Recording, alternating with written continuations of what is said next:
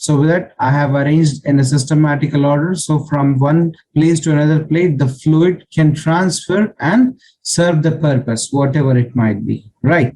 So this was a plumbing system. Plumbing is divided into two major parts. First of all is water side and second is drainage side. Water side is much lengthier, and in water side we'll be learning about the hot water supply and cold water and this kinds of thing. And in the drainage we'll be seeing how to deal up with the wastewater, pipe sizing, and what exactly wastewater is, or soil water and surface water. So we'll be seeing this major topics over here. And this, I said, just an example. This is a plumbing system, I can say. As you can see, to this WC, there is a pipe connected so that the drain happens and goes in this manner and enters into the stack. I mean, a vertical pipe, and goes directly outside of the building or towards the manhole. Okay.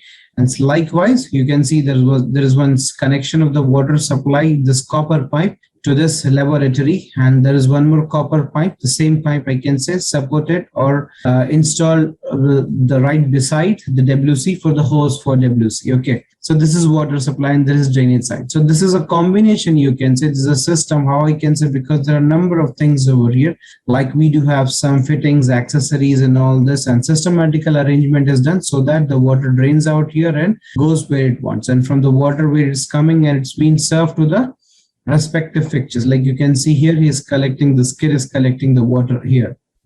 Okay, so this way. So this is one system, and this is number of different piping materials. Also, you can see this is like copper, and this is, you can say, a plastic pipe. We'll be seeing about the materials later on, but try to understand what exactly the plumbing and plumbing system is. Okay.